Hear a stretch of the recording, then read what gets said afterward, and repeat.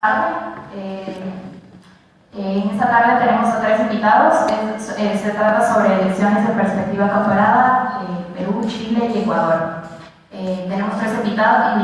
Vamos a empezar con Patricio Navia, quien nos va a hablar de las elecciones en Chile.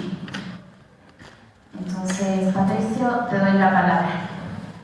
Perfecto, ¿me escuchan bien? Hay algo de ruido en background, así que espero que puedan escuchar bastante bien, si no me avisan y tratamos de buscar alguna alternativa. Pero bueno, en Chile nos estamos mirando con mucha ilusión la elección del Ecuador, porque es la mitad del verano, para la mayoría de los chilenos. Y no obstante, creo que hay cosas interesantes en lo que pasa en Ecuador para lo que va a pasar en Chile. En parte porque en América Latina hemos visto en los años recientes que tenemos derrotas de las coaliciones que están en el poder y derrotas también de la izquierda. Y esto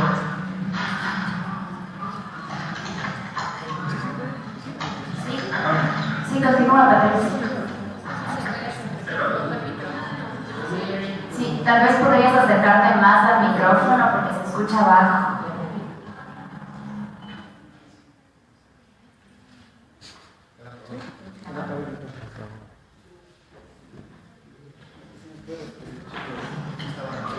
voy a sacar un poco más el micrófono, tal vez ahí funcionar un poco mejor. Sí, mejor. Y les decía que hay dos patrones que estamos viendo en elecciones en América Latina en las meses recientes. Una, que pierden las coaliciones que están en el poder, y lo segundo es que pierden los partidos de izquierda.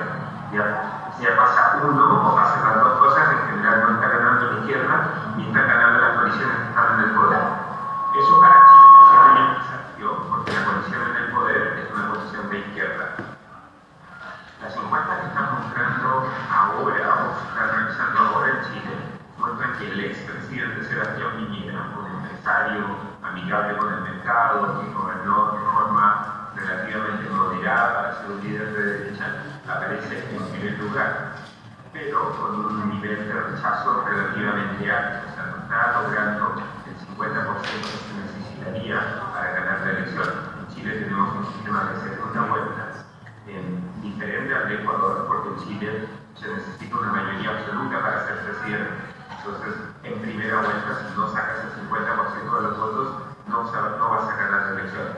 Muy relevante, porque si esas reglas se aplicaran en Ecuador, tendríamos certeza de que no va a haber segunda vuelta, perdón, de que va a haber segunda vuelta en Ecuador con los resultados del domingo. Las elecciones en Chile son el 17 de noviembre, por lo tanto tenemos todavía bastante tiempo por delante. Adicionalmente, existe un mecanismo de primarias para escoger a los candidatos de las coaliciones. Esas primarias se deberían realizar el 2 de julio. Si se realizan esas primarias, que son optativas, no obligatorias, las primarias tendrían que inscribirse el día 2 de mayo. Entonces, para el 2 de mayo, las dos importantes coaliciones, la Nueva Mayoría, ex Concertación, y la Chile Vamos, llamadas desalianzas de la coalición de derecha, tienen que decidir si van a realizar las primarias. Yo creo que es difícil que haya primarias porque en Chile Vamos, en la coalición de derecha, hay un candidato que tiene una tremenda ventaja, el expresidente Sebastián Piñera, probablemente va a ser nominado sin necesidad de primarias, aunque a Piñera le da un poco lo mismo realizar primarias, porque si hay primarias, él va a ganar. Entonces debería tener suficiente tranquilidad como para ganar por o sin primarias. En cambio, en la coalición de centro-izquierda hay un problema un poco más complicado. Esa coalición quisiera realizar primarias presidenciales, pero tiene un problema de no saber cuáles son las reglas que va a adoptar para escoger a los candidatos que van a participar en esas primarias. El candidato favorito al comienzo de esta carrera era el expresidente Ricardo Lagos, que gobernó entre 2000 y 2006. Pero lo que ha ocurrido en las últimas semanas, en los últimos meses, es que hay un nuevo líder, el senador Alejandro Guille, que antes era un personaje de televisión, tenía las noticias de televisión por 20 años, y fue electo al Senado el año 2013, en la lista de la Nueva Mayoría, como independiente, así que cercano a un partido pequeño de la Nueva Mayoría, que se llama el Partido Radical. y de pronto Guille ha empezado a subir mucho en las encuestas. De hecho, Lagos ha quedado estancado y Guille está en torno al 20%, llegando al 20% de los votos, muy cerca de Sebastián Piñera, que es el candidato que aparece con la primera en posibilidad de ganar la elección. La nueva mayoría quisiera realizar primarias, pero se encuentra con el problema de que si las primarias se realizaran hoy, Alejandro Guille arrasaría esas primarias y Ricardo Lagos perdería. Entonces no sabemos, uno, si Ricardo Lagos va a aceptar participar en esta primaria porque probablemente va a perder, y dos, si Alejandro Guille se va a mantener con esta posición de liderazgo que tiene, que se ha levantado solo en el último par de meses. Entonces, las cosas que suben muy rápido a veces también bajan muy rápido. Entonces, no sabemos muy bien qué es lo que va a ocurrir en Chile. Mi sospecha es que Lagos no va a querer ir a primaria con Alejandro Guille, porque sabe que si las primarias se realizan en las condiciones actuales, las debería ganar Guille. Entonces, creo que existe una posibilidad de que la nueva mayoría llegue con más de un candidato a la elección presidencial de noviembre. Esto porque Lagos cree que Guille potencialmente puede caer después de hoy, y por lo tanto él diría, bueno, llego hasta noviembre porque esto es el mejor o la mejor alternativa para la condición de centro-izquierda. Así que creo que ese es más o menos el escenario presidencial ahora. Adicionalmente, hay dos cosas que van a pasar en Chile que hacen difícil anticipar cómo se va a dar esta dinámica. Una de ellas es que hay un nuevo sistema electoral. El sistema de la dictadura, el sistema binominal, que elegía 2 senadores y 2 diputados en cada una de las unidades electorales, ha sido reemplazado por un sistema más proporcional, tanto en la Cámara como en el Senado. Y ese sistema va a entrar en vigencia por primera vez ahora en las elecciones de noviembre. Como hay un nuevo sistema, como los distritos son más grandes y eligen a más diputados, va a haber muchas dinámicas y ningún diputado ni ningún senador se reelige en un distrito que tiene las mismas características de los distritos electos en el periodo anterior. Por lo tanto, se podrían dar muchas sorpresas para la composición del Congreso. Los sistemas más proporcionales naturalmente permiten el ingreso de partidos más chicos, pero como los distritos son mucho más grandes, los partidos van a necesitar más recursos para poder hacer sus campañas. Los candidatos van a tener más problemas para posicionarse. Entonces no sabemos muy bien lo que va a ocurrir. Y el tercer elemento es que hay una ley electoral nacional, un elemento de la ley electoral que obliga a los partidos a que el 40% de sus candidatos sean mujeres. No haya más de un 60% de candidatos de un solo sexo.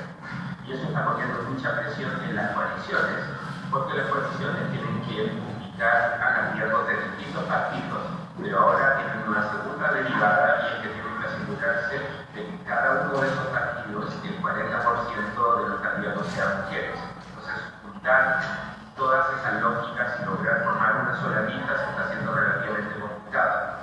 Entonces, existe la posibilidad de que alguna de las coaliciones, fundamentalmente la nueva mayoría, vaya en 2 listas en la elección de noviembre, y eso desordenaría bastante las dinámicas electorales, pero le daría una posibilidad a los candidatos presidenciales de ir también en más de una lista, o sea que la nueva mayoría tuviera más de un candidato presidencial para la elección de noviembre. Algunos dicen convertir la primera vuelta en una especie de primaria, y luego la segunda vuelta va a ser la elección en la que el ganador, el candidato que más votos saque de la nueva mayoría, va a enfrentar a Piñera en esta segunda vuelta que debería darse el 17 de diciembre, en caso de que sea necesario. Y último punto, lo que también va a ocurrir en esta elección es que por primera vez entra en vigencia en elecciones de legisladores y de presidente la nueva ley de financiamiento de campaña. Es una ley bastante más estricta, exige bastante más cosas y le da más poder al servicio electoral para supervisar y multar a los candidatos que no están cumpliendo con la ley de financiamiento de campaña. No sabemos muy bien lo que va a ocurrir, pero sí sabemos que esta dinámica con nuevas reglas del juego genera bastante incertidumbre, y esa incertidumbre se combina con la incertidumbre que ya está generando la aparición de este nuevo candidato, Alejandro Guille, en la nueva mayoría, que desordena un poco las dinámicas que esperábamos que hubieran sido normales o tradicionales en la nueva mayoría. Bueno, voy a parar ahí porque No sé si hay alguna pregunta o algún comentario, pero hasta ahí eso mismo. Muchas gracias, Patricia. Si te parece, preguntamos, no sé si quieres continuar durante el resto del panel o más bien hacemos preguntas ahora y... ¿Te parece? Si hacemos preguntas ahora para que, si quieres, puedes luego desconectarte tú. Como prefieras, yo voy a escuchar el resto de la carrera. Ya, perfecto. Entonces dejamos las preguntas para el final en este caso. Ya, entonces vamos a continuar ahora con Carlos Meléndez. Él nos va a hablar sobre las elecciones en Perú.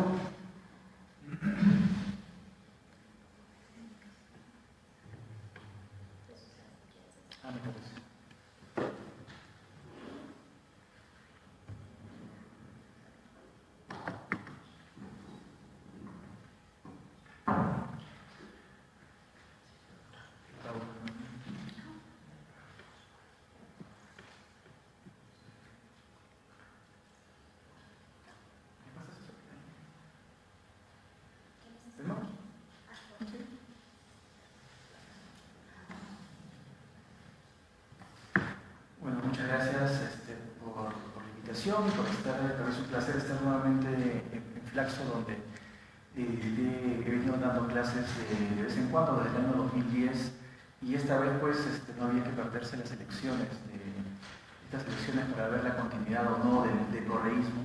Y precisamente un poco pensando en las elecciones de este fin de semana, voy a presentarles algunos datos que tengo de las últimas elecciones peruanas del año 2016, donde precisamente en el Perú lo que hemos visto es un poco la emergencia en el plano electoral de los antis o las identidades negativas, ¿no? A ver.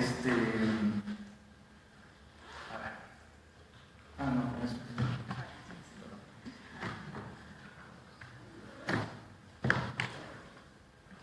Ahí tienen ustedes los resultados electorales del año 2016, la primera vuelta y la segunda vuelta. La primera vuelta, bueno, más o menos para hacer memoria, pero para Kuczynski del Partido Peruano por el Cambio con K, obtuvo el 39%, Keiko Fujimori obtuvo el 39% en la primera vuelta, hay un error ahí. Keiko Fujimori, más bien Peruano por el Cambio, obtuvo el 21%, hay un error en esa primera vuelta. Pero los demás está en el orden que obtuvieron los resultados. Verónica Mendoza del Frente Amplio 18%, Barnechea casi 7%, de Acción Popular, un partido tradicional, APRA obtuvo el 5.8%, Santos 4% y otros menores de ese porcentaje. En esos otros está Alejandro Toledo, tristemente célebre en estos días, que obtuvo 1.3% en estas elecciones. Y más bien en la segunda vuelta, Pedro Pablo Kuczynski, que había sacado 21% en la primera, obtuvo 50.1% del resultado electoral. Las elecciones, como ustedes pueden ver, bastante apretadas. El fujimorismo, que había logrado casi el 40% en la primera vuelta, obtuvo 49.9%, ¿no? La distancia fue de 60.000 votos más o menos, para que vean lo apretada esta elección. Lo que se interpretó en el Perú, esto fue básicamente no que Pedro Pablo Kuczynski haya formado un gran partido político o tenía un gran arraigo, sino que capitalizó el antifujimorismo.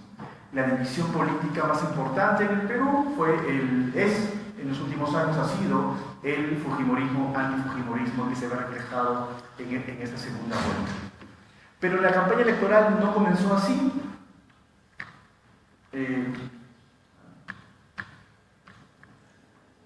La campaña electoral en el Perú comenzó en diciembre del 2015 y terminó la primera vuelta en abril del 2016. Y fue básicamente una campaña bastante accidentada. Comenzamos con 19 candidatos. En el slide anterior les mostré que había 10, pero en realidad comenzamos con 19 candidaturas. Era una suerte de los Juegos del Hambre, por decirlo de un modo, ¿ya? Porque algunos candidatos iban renunciando, otros candidatos fueron siendo retirados por malas inscripciones, por problemas administrativos. Dos candidaturas relativamente importantes, la de Acuña, de Alianza para el Progreso, y de Julio Guzmán, un outsider nuevo, que en algún momento llegaron a estar en el tercer lugar, llegaron a tener 10%, se cayeron. Y en las últimas semanas fueron renunciando a varias candidaturas, así que 19 candidaturas solamente lograron tener 10, unas una volatilidad que fue básicamente alimentada precisamente por estos factores externos, estos factores de las leyes electorales. Esto es más o menos la evolución de la intención de voto desde octubre de 2015 hasta abril de 2016. La línea naranja es la línea del fujimorismo, fíjense la estabilidad por arriba del 30%, casi no se mueve dentro de los márgenes de error. Y lo que ven abajo es precisamente esto de los Hunger Games que le digo, ¿no? Algunos van subiendo, van bajando la línea. A ver, ¿puedo tener un...? No. Acá mismo. Esta línea es la del recuerdo, ¿no? Que empieza a caer más o menos en febrero, dada la emergencia de este candidato outsider, el candidato Guzmán. Pero como Julio Guzmán es retirado de la campaña por problemas administrativos, esa votación normalmente se vuelve a ser recuperada por Kuczynski. Y las candidaturas novedosas fueron las de la izquierda, que llegaron a casi un 19%, y la de Acción Popular, que tiene a un dirigente político muy antiguo, tradicional, que es Alfredo Barnechea, que en un momento llega a disputar el tercer puesto, pero luego cae, como vemos en la campaña. Dos son las candidaturas que tienen estabilidad a lo largo de toda la campaña, por decirlo de un modo, donde hay más identidad política, que es el fujimorismo, la línea naranja, y el aprismo, que es la línea roja. No es casual que sean justamente las candidaturas con mayor estabilidad, porque precisamente creo que donde hay estabilidad es porque existe identidad política, porque existe lo más cercano a un partisanship, como dicen en Estados Unidos. Pero, entonces, justamente, como ustedes saben, en el Perú se refiere mucho a la democracia sin partidos políticos, precisamente por esta volatilidad. Pero dentro de esta volatilidad, lo que vemos es que hay algunas candidaturas que tienen estabilidad, como el fujimorismo y el APRA. Y yo creo que podemos de algún modo también tratar de medir estas identidades, tanto a favor del fujimorismo y en contra del fujimorismo, tanto a favor del APRA como en contra del APRA, ¿no? Entonces, en ese sentido, yo propuse metodológicamente en mi tesis doctoral, algo que he venido desarrollando en varios países, es una medición alternativa para medir identidades políticas, para medir justamente quiénes tienen una identidad a favor de un partido político o en contra del otro. Las mediciones convencionales, que es usted simpatiza por un partido político, que ustedes encuentran en todas las encuestas, no me convencen porque la palabra partido político, simpatizar por un partido, tiene cierta connotación de deseabilidad social, hay un sesgo, hay una estigmatización en esa pregunta. Lo que hago yo es, hago estas tres preguntas, como ustedes pueden ver. Vamos a suponer que en este momento hubiera elecciones en Perú, votaría por un candidato, primero pregunto por los fujimoristas, luego pregunto por los apristas, ¿no?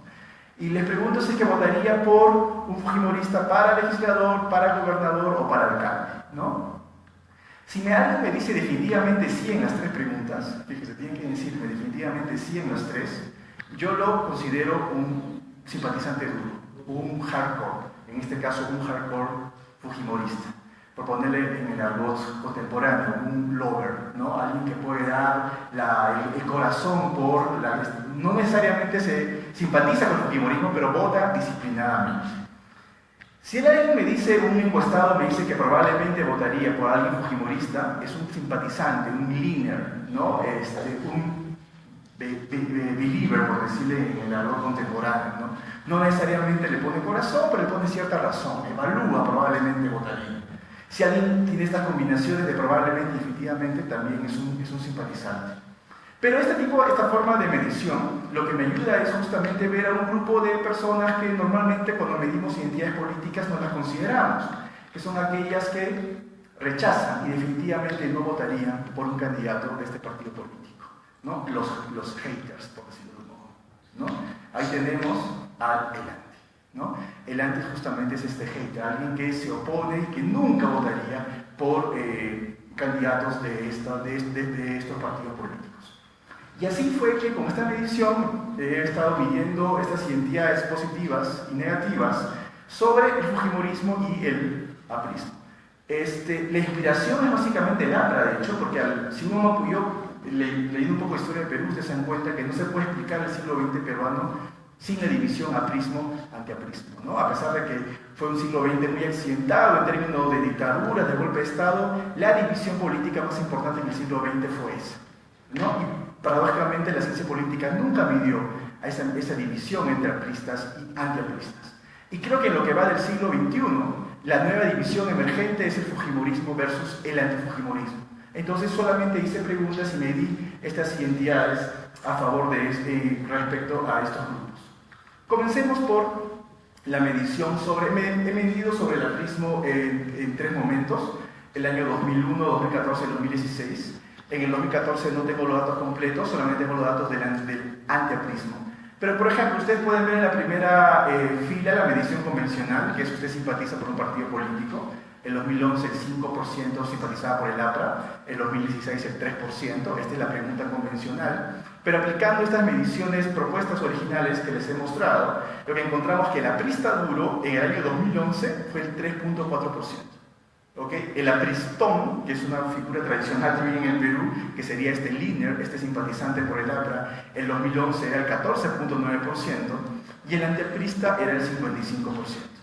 Y fíjense los datos del año 2016. En la medición convencional el aprista es solamente un 3%, pero en esta medición que yo propongo en realidad el aprista duro es más, es 4.7%, muy similar al 5% de votación que obtuvo Alan García, ¿no? El apristón baja un poco, 12.3%, la candidatura de García no logra justamente conquistar al apristón, ¿no? Y más bien el antiaprismo, si ustedes pueden ver comparando con el 2014 además, logra bajar 55, 52, 50%. Pero igual, la identidad política más fuerte en el Perú es el antiaprismo. La mitad de peruanos están en contra del partido de la estrella, ¿no? Así como tengo esta medición de aprismo y antiaprismo, tengo esta medición de fujimorismo, antifujimorismo, así tengo los 3 momentos completos, ¿no? La medición convencional, ustedes pueden ver 17%, 18%, 18%, ¿no? La medición convencional, pero la medición alternativa que propongo, vemos que el hardcore del fujimorismo duro fue el 9% en 2011, casi 12% en 2014 y 9% el año 2016, el año de la elección. El fujimorista simpatizante, vemos que está entre el 27 y 24%, y el antifujimorista es como que sube y baja. Estuvo en el 36, baja al 41 y baja al 31%.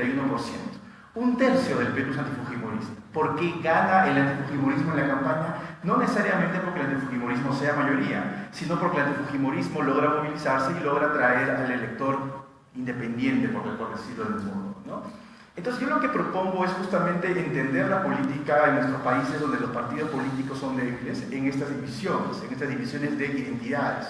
Creo que la política no solamente se va a entender por mediciones de identidades positivas, sino también hay que ver el lado negativo de esas identidades. No solamente hay que ver que los partidos políticos generan afinidades en las mentes y los corazones de las personas, sino también hay que ver cómo precisamente los partidos también se vinculan con los ciudadanos a través del voto visceral, a través de este voto de rechazo que logra generar una identidad. Para finalizar, quiero mostrarles algunos datos sociodemográficos de quiénes son sociodemográficamente estos antiapristas y estos antifujimoristas, estos apristas y estos fujimoristas también. En el Perú se manejan los niveles de ingreso por niveles socioeconómicos, las clases más altas de la A, las clases más bajas de la E. Esa es más o menos la composición de la población por niveles socioeconómicos. Ustedes pueden ver una clase media ancha, por decirlo de un modo. Y veamos el aprismo, ¿no? Lo que está en rojo son aquellos porcentajes que están por encima significativa de la media correspondiente a la muestra, y los porcentajes en verde son los que están por debajo de la media, por debajo de los porcentajes de la muestra, ¿no? Entonces fíjense, ¿no? El aprismo está mejor representado en las clases medias, por decirlo de un modo, es mayor el porcentaje con respecto a la estructura total de la población. Y más bien el aprismo es muy bajo, es bajo por debajo del promedio nacional en la clase alta, en la clase media alta y en la clase baja, ¿no? El partido que en su momento fue el Partido del Pueblo, más bien no logra estar sintonizando con los niveles de las clases más bajas. El antiaprismo está en todas las clases sociales. El antiaprismo es más o menos igual en niveles socioeconómicos A, B, C, D, no hay ninguna variación por este lado. En el caso del fujimorismo, es el nuevo Partido del Pueblo, por decirlo de un modo, ¿no? Se concentra sobre todo en las clases de nivel socioeconómico E. Mientras que el antifujimorismo, así como tienes el Partido del Pueblo, tienes el Partido Abierto, el fujimorismo básicamente está en las élites, en los niveles de ingreso más altos. Un dato importante es ver también que el antiaprismo y el antifujimorismo no tienen partido político, ¿okay? El 15% de la muestra no se identifica con ningún partido político, y entre los antiapristas es el 17%, los que no se identifican, y en los antifujimoristas es el 23%. Estamos hablando que los antis, en realidad, tanto antiapristas como antifujimoristas, no tienen una organización política.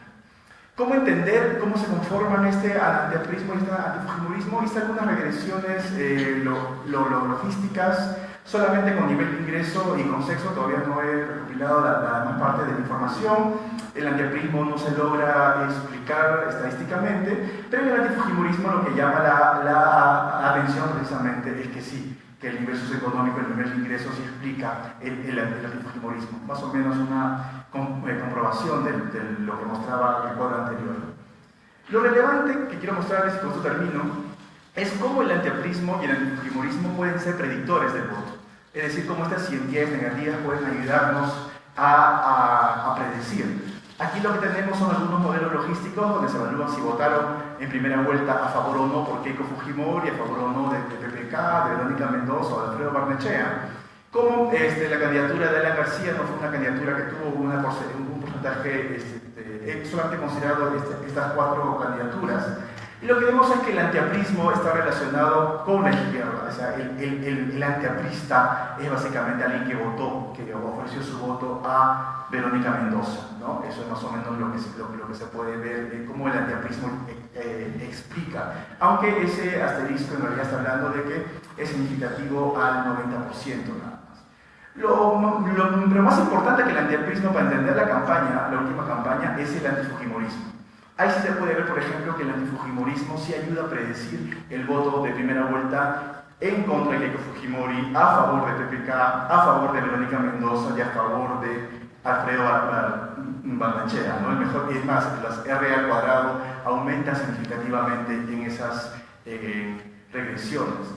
Lo que estamos demostrando con este cuadro es que si además controlando por variables de sexo y niveles de ingreso, el mejor predictor del comportamiento electoral en el Perú fue el antifujimorismo. Y esto llega un poco, con esto termino, lo dejo para pensar también en las elecciones de este domingo, ¿no? Estamos considerando, normalmente se consideran variables ideológicas, variables de ingreso, variables de sexo, de región, de zonas, para entender el comportamiento electoral en estos países. Habría que preguntarnos justamente si es que las identidades negativas, como el anticorreísmo, por ejemplo, logra de algún modo explicar también, es un buen predictor del voto. Lo que queda pendiente es también preguntarnos de qué está conformado estos anti, qué es el elemento aglutinador de estas identidades, ¿no? Muchas gracias, Carlos.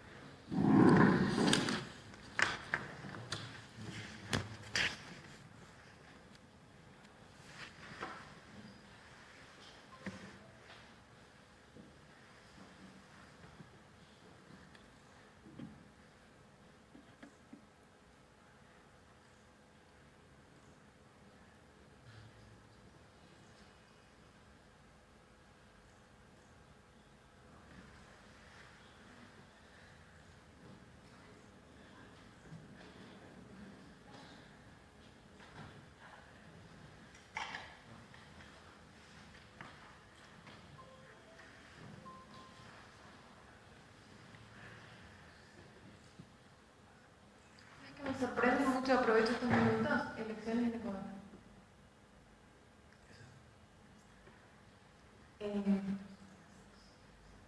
Confianza y correlación a nivel socioeconómico explica todos los 4 diferentes tipos de votos. Eso, si uno pudiera explicar, sería... Sí. Me parece sorprendente porque usualmente no pasa tan perfecto para toda la votación.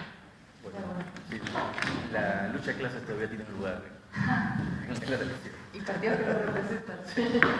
Vamos a dar paso a Carolina Curvali, que nos va a hablar de las elecciones en Ecuador. Bueno, buenas noches. Simplemente, todos aquí somos prácticamente expertos en las elecciones en Ecuador. Estamos a punto de votar, los que votan el día domingo. Entonces simplemente van a hacer unas pequeñas reflexiones para pensar, digamos, cómo se está configurando este escenario que nos tiene un tanto perplejos. Sabemos que las autoridades que se votan, y lo importante de este cuadro es rescatar que se renueva todo. Entonces sí nos estamos jugando dos de los poderes del Estado, ¿no? Y la consulta popular sobre paraísos fiscales me parece curioso que es algo que no se ha estudiado, abordado mucho. Buscábamos con Camila encuestas y no encontrábamos encuestas de intención de voto sobre la consulta popular de los paraísos, sobre los paraísos fiscales. De hecho, solo encontramos una en El Comercio con 50 observaciones y estaba muy parejo. Creo que la interpretación, en todo caso, de la inclusión de la consulta popular fue una salida desesperada política a una emergencia, digamos, el surgimiento de tantos casos de corrupción. Habrá que ver si esta es una buena solución o no, en caso de que se apruebe, para remediar el problema.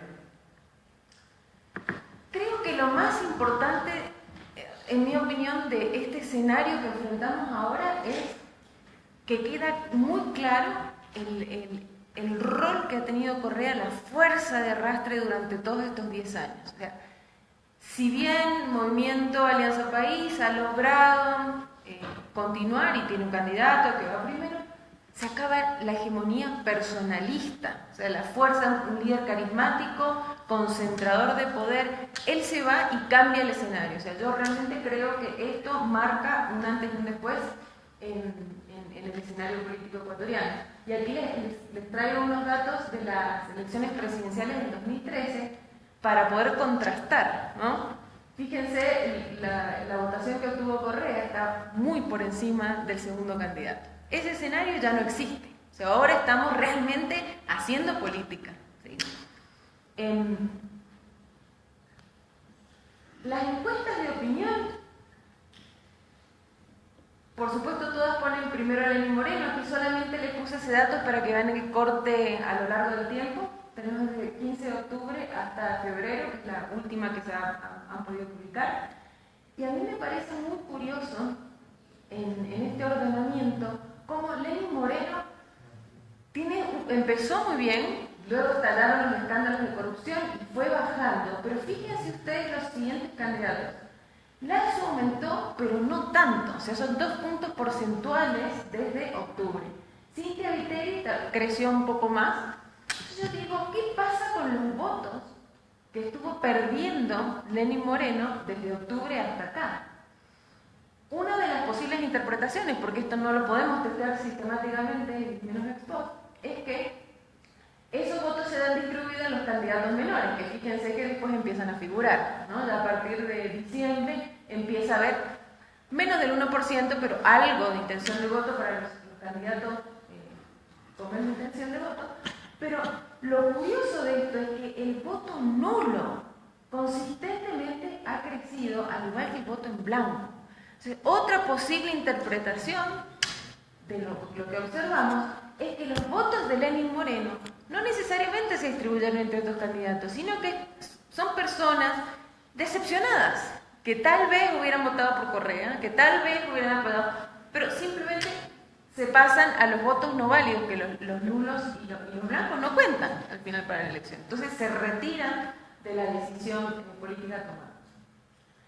Aquí, con la ayuda de Camila, les presentamos unas encuestas comparando, digamos, los distintos encuestadoras, que sí hay una diferencia. La más importante es si una de las encuestadoras no pone en segundo lugar a Guillermo Lasso y pudiera Cintia Viteri, que también es izquierda, pero esa es la única diferencia importante. Fíjense que las tendencias son muy similares. Y fíjense la incidencia de los votos nulos y blancos. De nuevo, estamos entre el 12 y el 19%.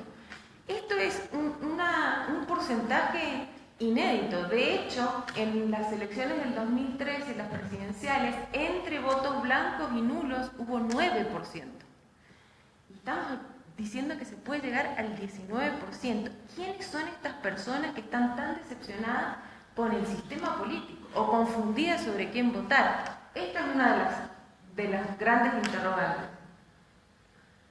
Y la segunda interrogante importante es el rol de los indecisos, que ha sido un tema leitmotiv constante durante toda la campaña. ¿Por qué tenemos estos niveles? En todas las encuestadoras van entre 30 y 35% de indecisos, tan cercanos al momento de la elección. Usualmente en un proceso electoral hay dependiendo del país, pero entre un 5 y no más de un 13% de gente que decide su voto el día de la elección, ¿no?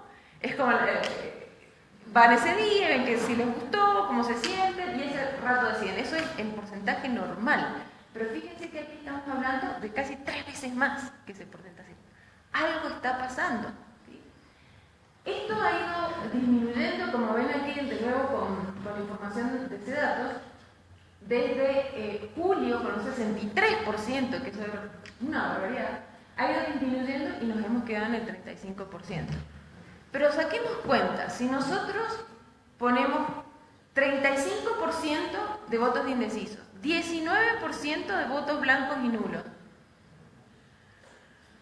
alrededor, y si tomamos los márgenes inferiores, puede haber un 40% del electorado que no se está pronunciando, o que se está pronunciando con un mensaje antisistema, si es que vota de forma nula. Entonces, el otro 60% es el que define la elección. Que no sabemos qué es lo que va a pasar, se decidan estos votantes antes, algo van a votar, o a lo mejor votan nulo, pero en términos del análisis del escenario político, sí generan interrogantes importantes. Y voy a volver a esto en unos minutos. Simplemente quería mostrarles aquí, este es un trabajo de la maestría en política comparada que lidera el profesor Santiago Basabe, trabajando con varios de ustedes, de los estudiantes.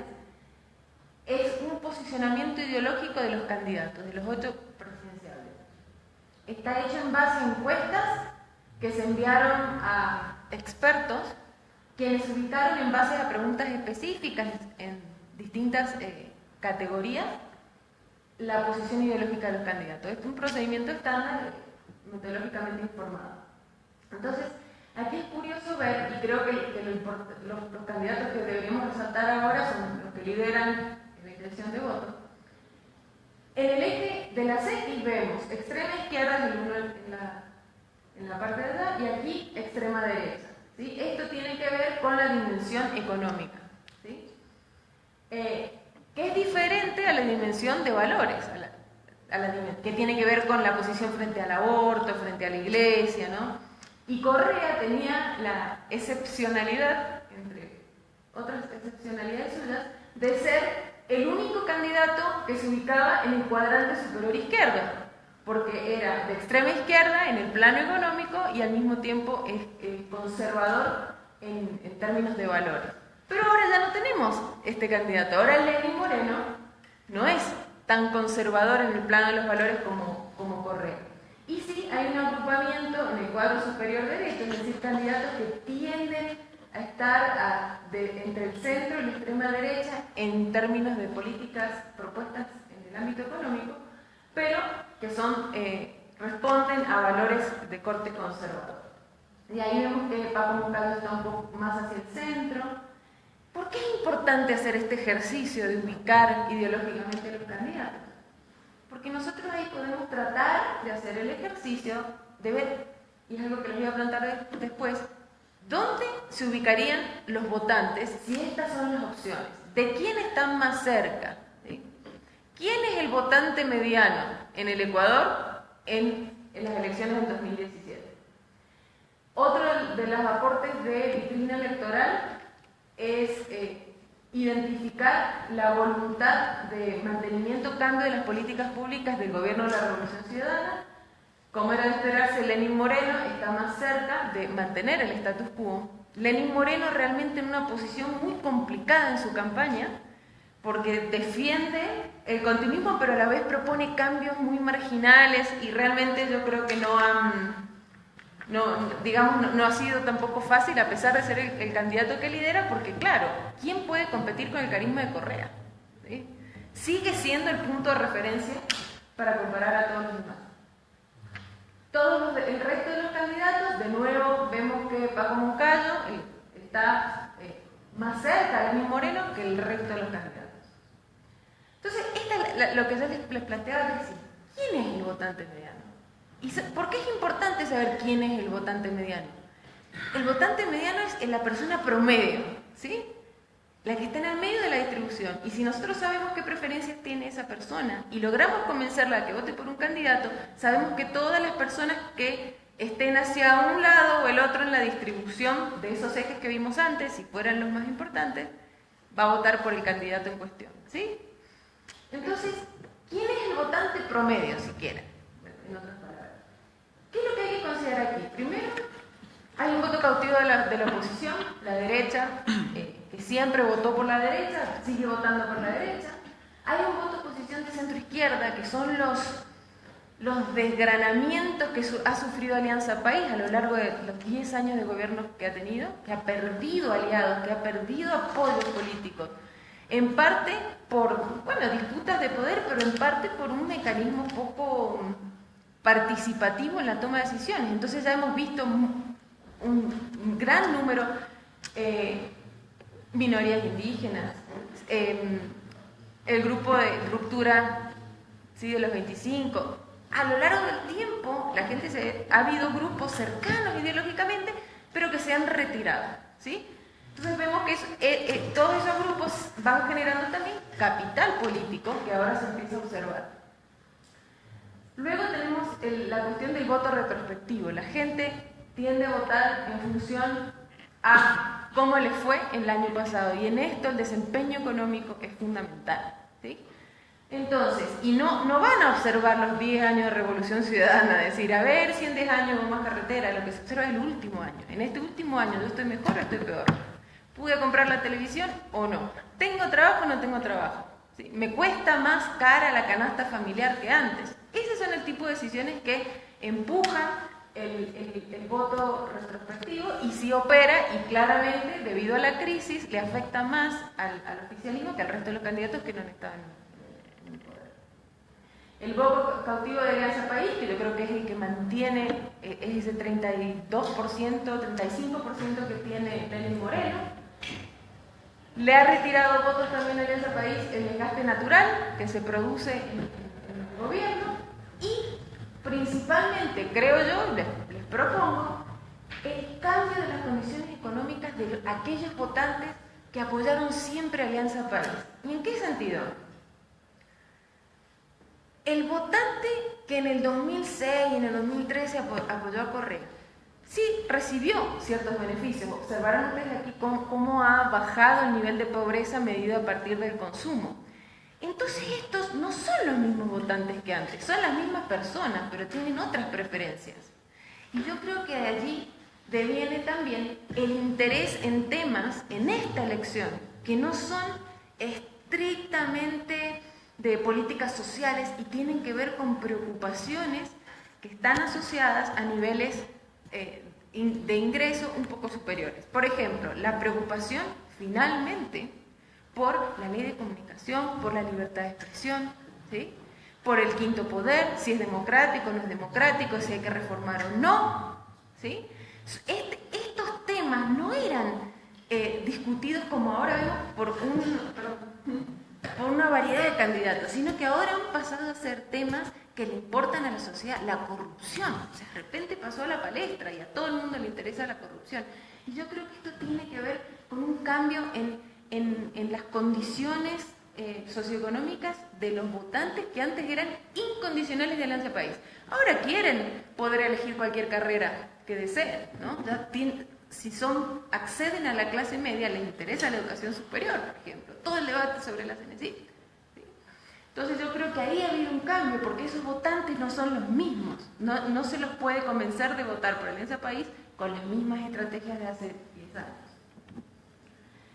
Con respecto a los temas que han propuesto los candidatos, ya me referí a algunos de ellos que tienen que ver con estas preocupaciones de corte más republicano, si se quiere, y las promesas económicas que todos ustedes, cartilla de ofertas, de beneficios, bajar impuestos, muy atractivos. Yo al menos no observé ningún... Esto pasa en las elecciones, pero una propuesta correcta que todas estas promesas requieren un aumento del gasto público, ¿no? El segundo con la Asamblea, o sea, vemos qué es lo que está pasando a nivel nacional. Todas las encuestas indican que la elección presidencial parecería probable que se vaya a producir una segunda vuelta, porque ningún candidato puede obtener la mayoría y nadie puede obtener 40% y diferencia de 10. Eso es lo que indican las encuestas, pero como ya les dije, hay 35% de indecisos y puede entre 2 y 19 votos blancos y nulos hoy. Entonces, eso puede cambiar. En la Asamblea Nacional, como la votación es contingente con la elección presidencial, allí nos jugamos todo la primera vez. Los 8 candidatos presidenciales van a arrastrar, como usualmente sucede, votos hacia sus tiendas políticas, lo que se va a traducir en curules en la Asamblea. A nivel provincial hay 70, cuando los territoriales, imagínense, 70 tuvo la posibilidad de fragmentación, que no necesariamente es mala, ¿no? Entonces, fíjense, si se quiere, da más oportunidades a los partidos más pequeños. Otra de las cosas a considerar, que esto no solamente está afectado por el número de votos, sino que importa la distancia entre el partido que obtiene más votos y el segundo, en términos de asignación de escaños. Entonces uno podría prever que en una situación electoral tan peleada como la que estamos viviendo, no es un correlato necesario que el partido que más votos obtenga, que en este caso parecería ser Alianza País, va a obtener una proporción mayor de curules por ser el primero, porque la diferencia entre los votos que le obtenga el segundo, según lo que dicen las encuestas, no es tan grande. Entonces, si esto se mantiene así, esa ventaja que da la fórmula de asignación DONT no beneficiaría acentuadamente a la tienda política que lidere la votación. Eso es. Bueno, muchas gracias.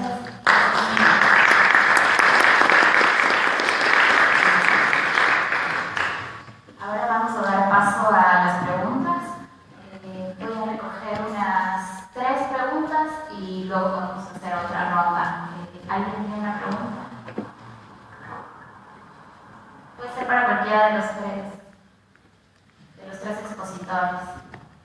Yo retomo la que le hice a Carlos antes. Si nos puede comentar un poco más sobre la correlación entre el nivel socioeconómico y la intención de voto por partidos. ¿Alguna otra pregunta? Una para Patricia.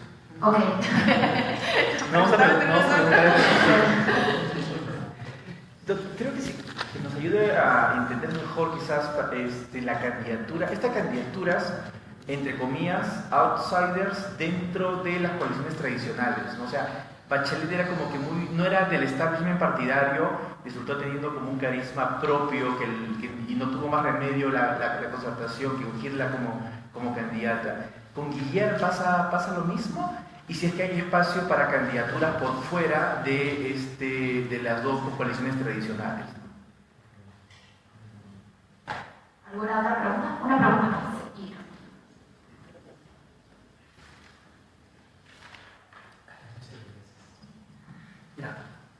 Bueno, un poco no me aferro mucho al tema ya nacional porque estamos muy por dentro, pero a mí, en base a tu exposición, Carlos, me llama mucho la atención la pervivencia del aprismo en el Perú, porque siendo un partido que se le considera como populista, y siempre los partidos populistas no han tenido como mucho tiempo de sobrevivencia, pero increíble como el Perú, el APRA, creo que tiene entre 80 a 100 años de existencia, ¿no?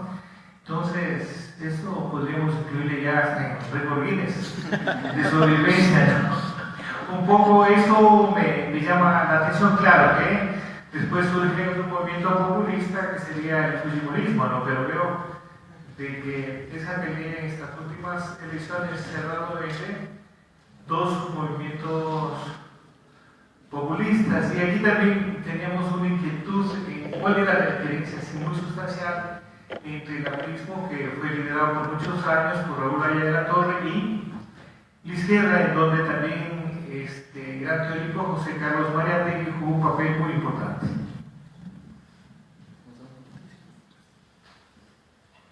¿Quieres resolver primero? Patricio, si quieres, puedes empezar tú. Tengo una pregunta, así que voy a contestar y después voy a hacer mi pregunta.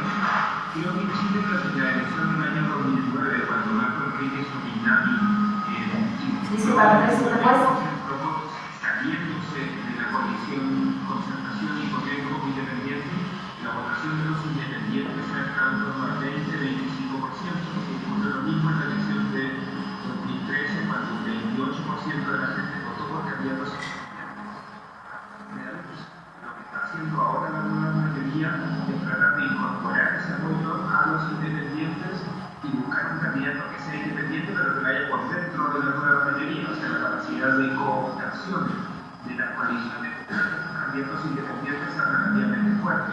Así, si Guillén es el candidato a ser el primer candidato de la nueva mayoría que no milita en un partido de la nueva mayoría, de la misma forma, Sebastián Piñera ya no es militante de Renovación Nacional, si es el candidato de Chile Vamos, va a ser el candidato independiente de Chile Vamos, o sea, nuevamente va a ser la primera vez que Chile Vamos tiene un candidato independiente con un candidato competitivo.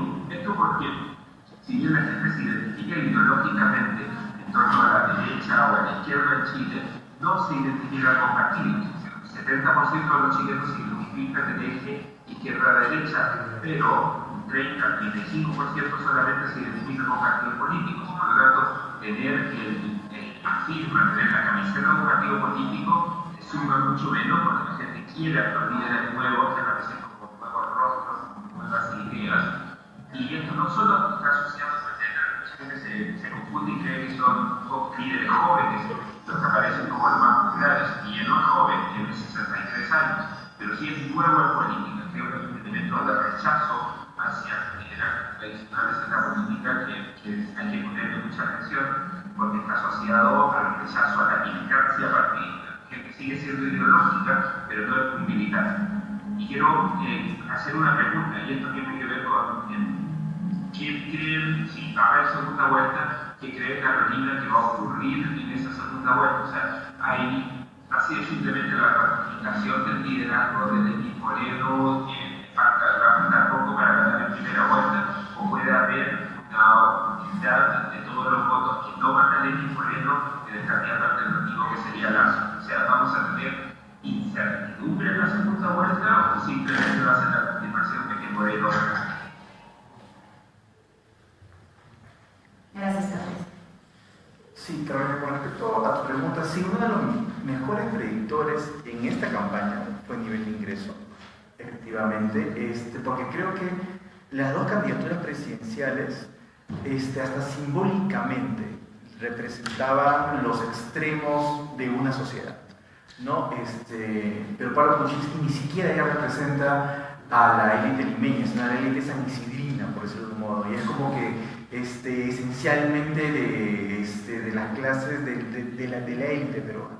Mientras que el fujimorismo, sobre todo en su versión Keiko Fujimori, ha jugado mucho al rechazo a esa élite, al anti-establishment, ¿no? Pero inclusive de una forma más radical que el padre. Yo suelo comentar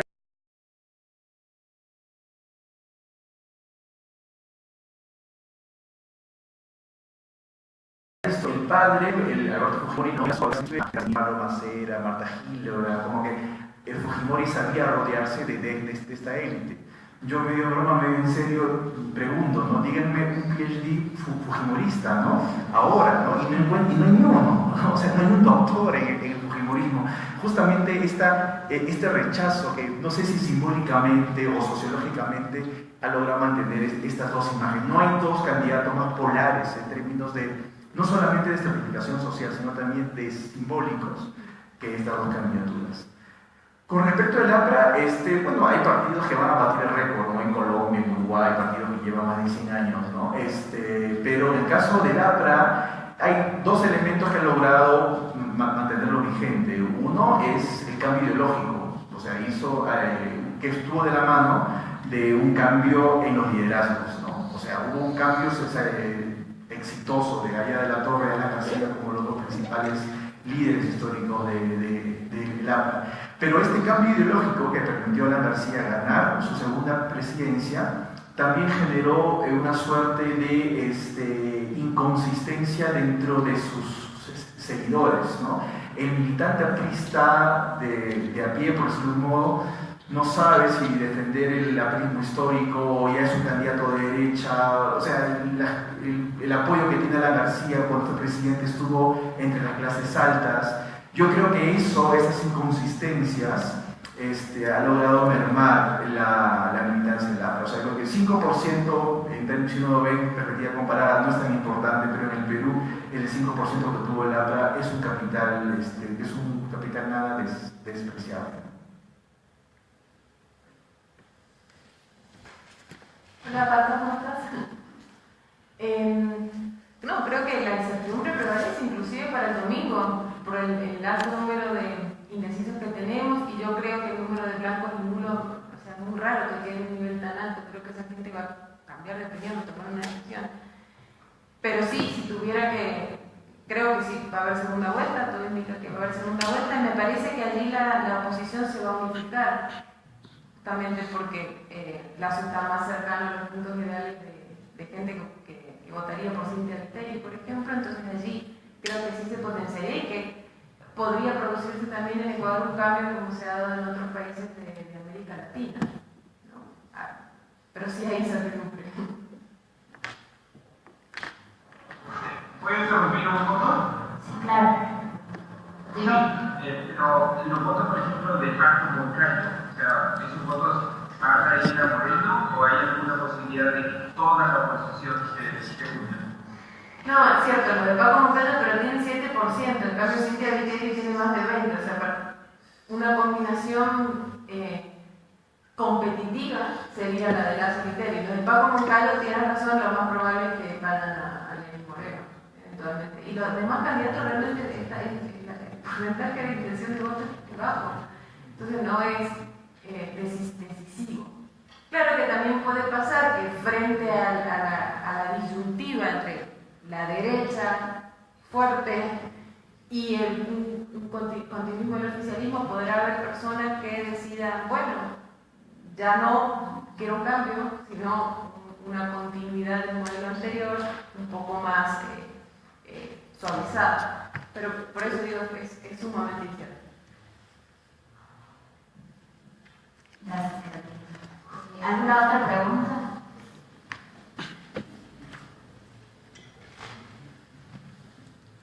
Muchas gracias. Buenas tardes. Mi pregunta es para Carlos.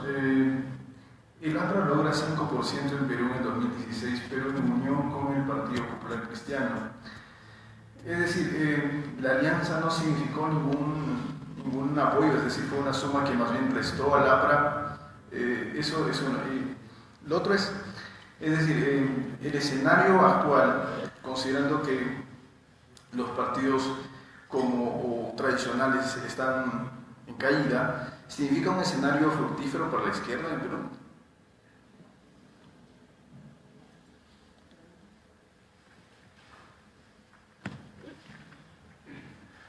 Bueno, la pregunta sería para Carlos.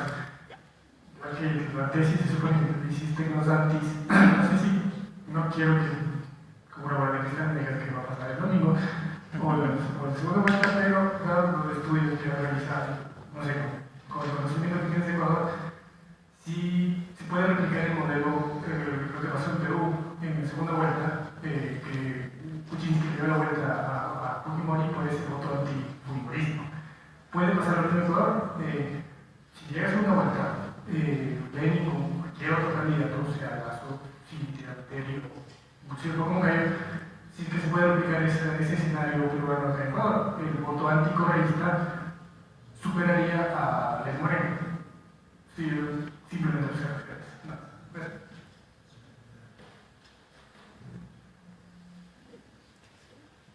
A ver, yo esta pregunta es para Carolina. A mí me llamó la atención, Carolina, el tema de lo dispositivo este que pusiste del INE. Y quería aclarar, o que tú aclares, esto tiene un poco las teorías de la modernización y algunas teorías Ingraham y Wells, no sé, algunos autores que establecen que el desarrollo económico lleva a la democracia, ya que la gente empiece a buscar ya no la satisfacción de sus necesidades más básicas, sino necesidades más elaboradas, ¿no? Derechos de autodeterminación, qué sé yo, lo que decía la ley de comunicación, el derecho a la libertad de expresión, etc. Y ahí tengo además dos observaciones. Una, que los datos del INEC creo que son poco fiables. No creo que respondan a la metodología adecuada para medir la pobreza. Y segundo, que ha habido una caída económica fuerte en el transcurso del último año. Y eso en esa medida, ¿cómo crees tú que va a incidir en justamente esto que tú planteas, ¿no? ¿Va a seguir la gente preocupada por este tipo de cosas o va a votar a alguien porque está ofreciendo sacarles de la crisis que ya está empezando a sentir, la falta de trabajo, etcétera, etcétera? Eso.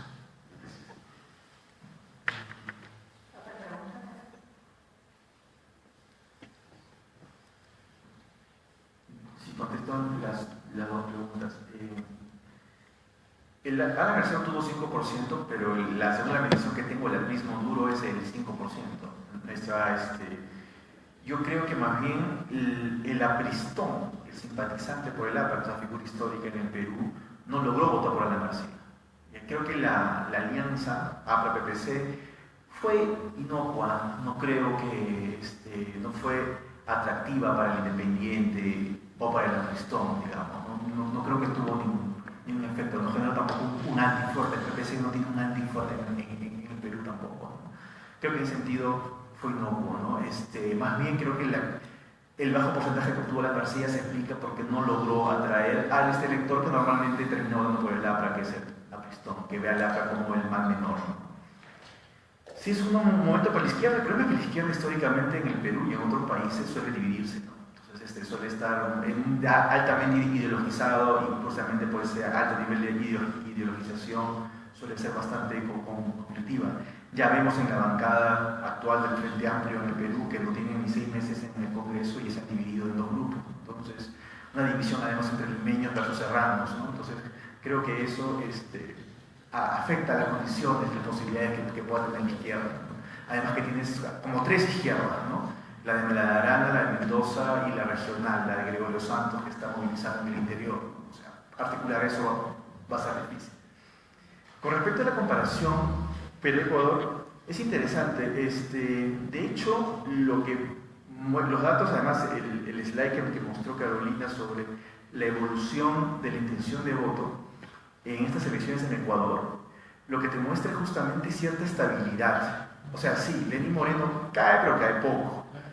Viteri sube, pero sube poco, ¿no? Digamos, tú ves un tipo de estabilidad en Ecuador como si hubiera identidades partidarias. En sistemas donde hay identidades partidarias, tú vas a ver siempre estabilidad en las tendencias, ¿no? Y eso tú lo ves en Ecuador. O sea, yo creo que en ese sentido, el sistema ecuatoriano está mucho más consolidado que el sistema peruano. ¿Qué ves en el sistema peruano? Ves estabilidad solamente en el fujimorismo y en el APRA, que es 5%, pero en todo lo demás ves volatilidad, ¿no? Entonces, esa volatilidad que ves en la oposición al fujimorismo, ¿ok?, hace que se logre articular, porque, o sea, claro, la gente volátil, que su elemento cohesionador fue el antifujimorismo, porque era el elemento que podía cohesionar esa volatilidad en la oposición. Yo, en el caso de Ecuador, si hay una segunda vuelta, yo no sé si van a poder justamente esas identidades, van a lograr articularse como anticorreístas. Me da la impresión que, efectivamente, el anticorreísmo está con Lazo. Claramente, me pienso que además el anticorreísmo radical está con Lazo. En Viteri sí hay anticorreísmo, pero lo que aglutina a Viteri me parece que es una división de derecha tradicional, regional, digamos, por un lado. Y en el caso más bien de Paco Moncayo no hay anticorreísmo, es un postcorreísmo, no sé cómo llamarlo, ¿no? Entonces, claro, o sea, la pregunta sería, ¿quién articula el anticorreísmo en una segunda vuelta, ¿no? ¿Quién es? En el Perú el antifujimorismo fue articulado. Tú necesitabas operadores políticos para articular el antifujimorismo. hubo dos grandes movilizaciones masivas, ¿no? Aquí hay un elemento, y claro, movilizaciones que lograron romper la división ideológica, ¿no? O sea, tú tenías gente de izquierda votando por PPK, ¿no? En cambio, yo no sé si acá en Ecuador existen los operadores, existen los movilizadores, para poder, no todo lo que no votan por Lenín Moreno son anticorreístas. Me da esa impresión.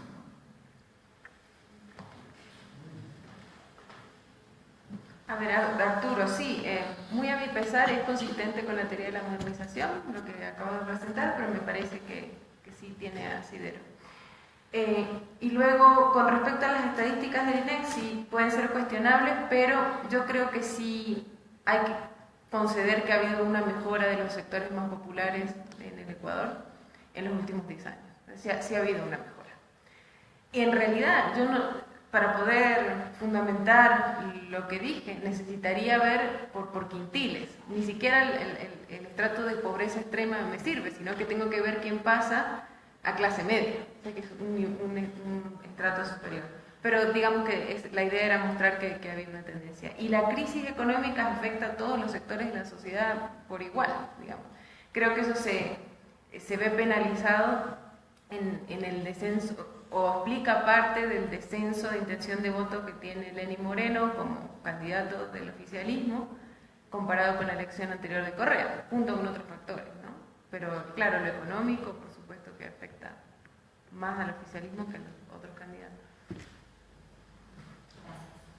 ¿Alguna otra pregunta? Bueno, les agradezco mucho por haber venido, les agradezco mucho a Carolina, a Carlos y a Patricia, y que tengan una buena noche.